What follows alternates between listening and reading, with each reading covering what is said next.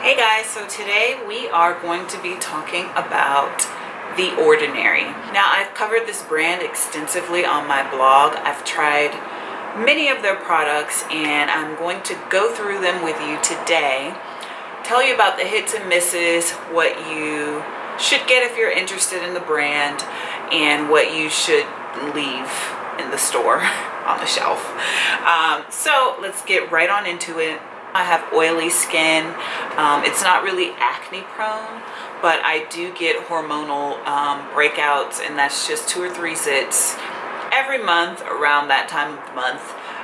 And then as they go away, I develop acne scars, which are pretty dark and prominent and very hard to get rid of. I'm also forming smile lines.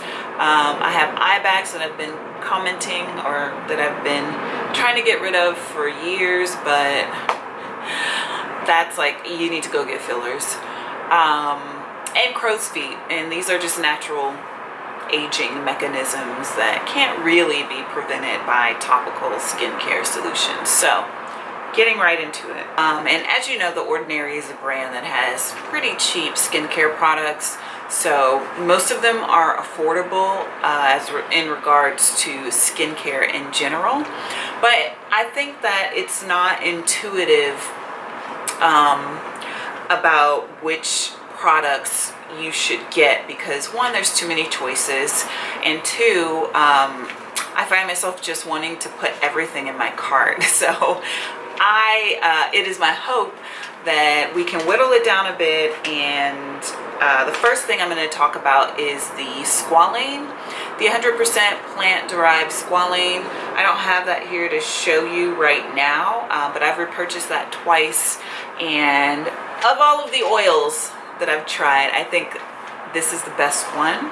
I've reviewed that on my blog, and I'll put the information in the box below for that. Another item that I don't have that I used up and didn't repurchase was the Magnesium Ascorbyl Phosphate, and it was a form of vitamin C in cream form in a tube.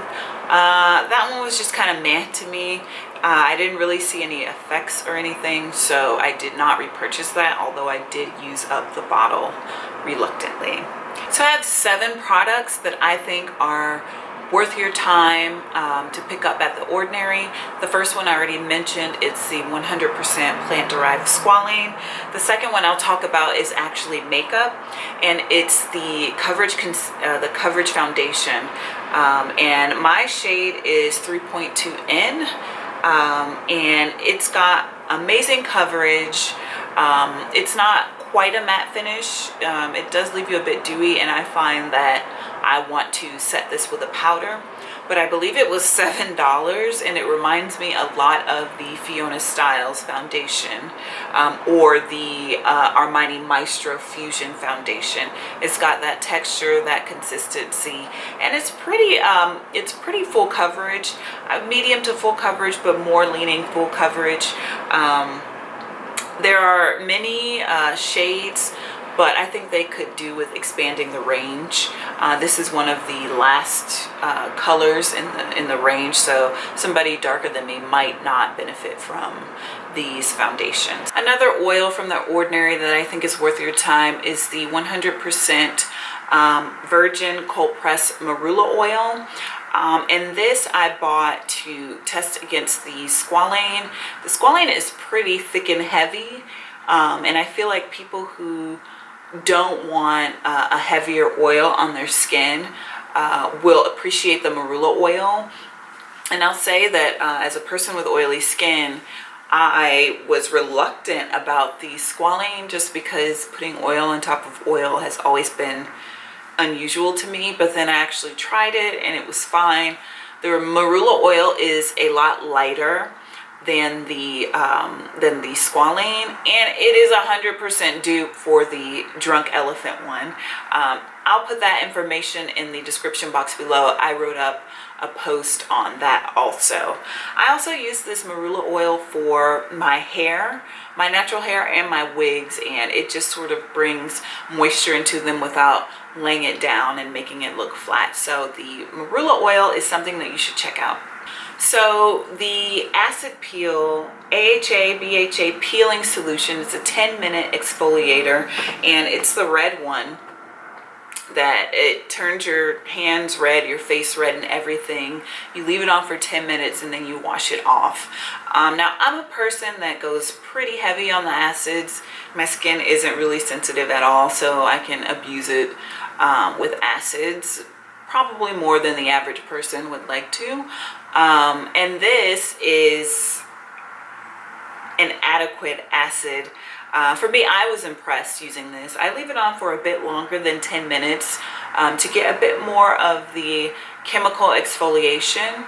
But this has great turnover, like skin turnover. It's an exfoliator, so I use it to get rid of my dark scars, and I don't use it that often. I've only used it maybe, I want to say, 5 times. I can count it probably on one hand, because you don't need to use it that often. I think I use this maybe once every 2 months whenever I do my at-home facial, which I recorded and posted for you last week, so check out that video. I didn't use this during that, but I will often use this. So it's 30% AHA, which I believe is lactic acid. I'll double check that. And the BHA 2% salicylic acid. And it's got this red stuff called pepperberry something other in it that I'm not too fond of, because The Ordinary puts it in a lot of their products. But I'll put that information in the description box below also, because this has also been reviewed on the blog. Another acid that's worth your time is the 10% lactic acid. I haven't tried the 5% just because I wanted to try the 10%. It's got a higher concentration, and higher concentration acids generally work better for me. And so this is lactic acid 10% plus HA, which I'm assuming is hyaluronic acid 2%. It's liquid form. It's like a beige sort of color, and I think this is kind of boring, like most of their products. When I first got it, I was using it as a spot treatment for my dark scars, and that's in the info box also. You can see before and after pictures of the lactic acid 10%. I've got 2 more products that I want to talk about, and the 2 of these products are probably my favorite products from the brand. One is an antioxidant and one is an acid. Actually, they're both antioxidants. The first is the alpha lipoic acid 5%. This is the strongest acid I've ever tried in my life. It's easy to overdo it. It's really strong. If you're sensitive to acids, you probably don't want to put this on your face. I accidentally over exfoliated once with this and a couple of other products, and I woke up with like a really dry burn on my face, and I was like, oh my god, that's the first time that's ever happened. And it's only at 5%, so don't judge a book by its cover. Just because it says 5% doesn't mean it's not going to be strong enough for you. And let me tell you, this was a lesson in that. So the first few times I used the alpha lipoic acid, I used it on its own all over my face, probably like at the serum stage of my skincare. So after cleansing, I would use this and then layer things on top of it.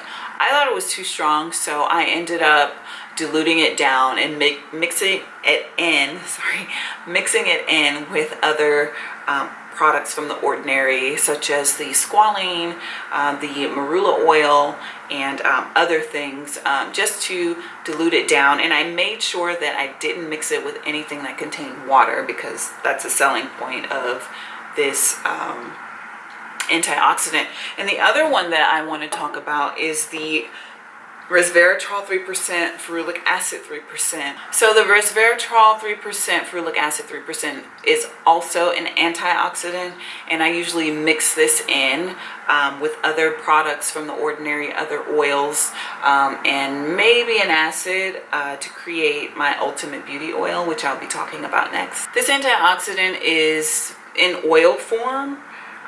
It doesn't burn or sting or anything, and it's supposed to be used in concert with other products to be the most effective. The Ordinary suggests that you use it with vitamin C, and it's one of the products that I purchased and haven't used yet because I'm trying to think of a way that I can use it effectively, and also making sure that I'm careful that I'm using the correct amounts of each product. Something that I usually do to make the Ordinary products more exciting, because in general they're super basic, and I find them boring, and it makes me not really want to reach for them. So I created this oil, and I call it my Ultimate Beauty Oil, and I will mix like a base oil with it, so either the Squalane or the Marula oil.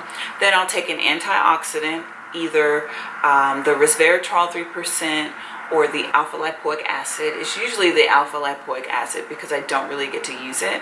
I'll also put a drop, like literally a drop or two of tea tree oil in here, because it's just so it's overwhelming, and it takes over, the smell takes over everything. So I only put a little drop of tea tree oil in there, shake it up, and this is like my moisturizer. It could be my first or my second moisturizer depending on the oil that I'm using, and it's so good. I'll put that also in the description box below so you can read about what exactly I did with that and the effectiveness of it. Now I'm going to talk a bit about the products from the Ordinary that I thought were a waste of time, basically. One of them I've already mentioned, and that's the Magnesium Ascorbyl Phosphate. I didn't like that one that much, mainly because I had already tried the vitamin C 23% from them, which I thought was just okay. I'm not sorry that I tried either of those. I just think that they were very slow working. The very first product I ever tried from the Ordinary was the vitamin C 23% plus HA 2%. Before they put it in the squeeze bottle, I had the original one in the dropper bottle, and the alpha Arbutin 2%. And both of those was my foray into the Ordinary, and they both were pretty just meh for me. Mainly because, you know, I was just getting started with the brand, and I thought they were really boring. I would not repurchase either of those, as well as the Magnesium Ascorbyl Phosphate. I just thought that those did not work as great as other things that I tried after, so those are sort of off my radar. Other things that I have to show you that I thought were mediocre from the Ordinary was the Salicylic Acid 2%. This was also one of those products that I thought was incredibly boring. You can get it in 15 or 30 milliliters. And salicylic acid, when I was a teenager, I had terrible acne, terrible. And I used to use Noxzema pads, and they had a lot of salicylic acid in it. I think that was the active ingredient, and that really helped my skin clear up. I was kind of excited to try the Salicylic Acid 2%, but it turned out to be pretty boring. It's kind of thick. I mean, it's a fluid, but it's got the consistency of a like a thicker serum. So I didn't really like that. I wish it was more liquid form, so you can pour it on a cotton pad and sort of just, you know, pat it on your face.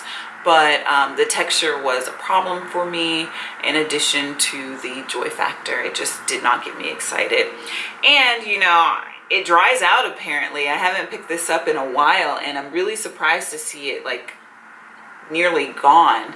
So it must have just dried out in the bathroom. So if you don't use this often and you happen to like it, I say use it up because it dries out. Another product from the Ordinary I thought was really boring and lackluster was the Advanced Retinoid 2%. It's called something else now, but you can tell how long I've had this because I have the original. And retinols in general, to be fair to the brand, are incredibly boring to me. The only retinol I've ever tried that I thought was exciting and that I wanted to use it was Luna. The Luna oil from Sunday Riley. I love that stuff with the Good Genes Lactic Acid serum. But the Advanced Retinoid, I try and remember to use it. I compared it to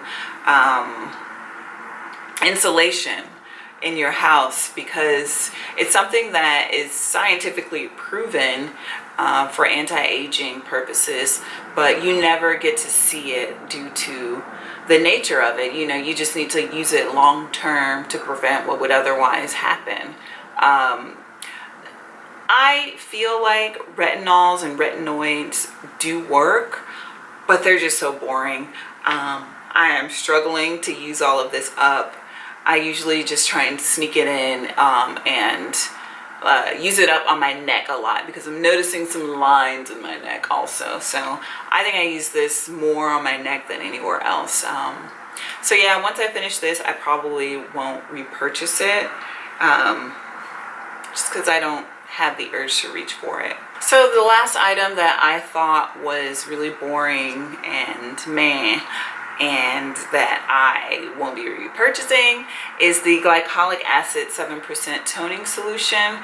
Now, I started using this on its own when I first got it, and then I decided to mix it in and make a toner. So I'll use this, I'll use the lactic acid, and I'll dilute it with some water, and that'll be my toner. So I've had this for some time, and I'm like, chunks of it are going because I've been, you know, using the toner a lot more than I've been using this on its own. So maybe, you know, maybe I will repurchase it just because I really enjoy using the toner and this is one of the ingredients. But I mean, it's a pretty large bottle. You get 8 fluid ounces of this, or 240 milliliters. So it's going to last you a long time. But on its own, I thought it was really boring and I didn't enjoy using it. So I mixed it in and sprayed it up, and now, you know, it's just my go-to toner that I'm grabbing all of the time. And it's an acid-based toner, so that probably explains why I'm more inclined to like it also. My most recent haul from The Ordinary was about a month ago, and I picked up the 10% Mandelic acid, which I have been loving. I'm not gonna lie. Haven't reviewed that yet because I'm not done testing it. But of the 4 things that I picked up, the 10% Mandelic acid is my favorite, and it might just be my favorite item ever from The Ordinary. So the Mandelic acid 10% comes in the dropper bottle that most of their products come in, and I've used about a quarter of it, so love it. Another thing that I picked up was the Marine Hyaluronics. I had my eye on this for a while. They had it up on the website for some time, but it hadn't come out, and finally it did, so I picked it up. The texture of it is surprising. I thought it would be thicker than this, but it's got the consistency of like water, so not sure what I'm going to do with that. Speaking of things that I'm not sure what I'm going to do with, I also picked up the 100% L-Ascorbic powder. So my thought was to mix these two together because I knew I would have to dilute this somehow. I'm still not 100% sure how I want to use this 100% vitamin C powder, but what I'm hoping is that it's more effective than the 23% vitamin C that I bought and didn't really love, and that I can dilute it into a formula that works for me.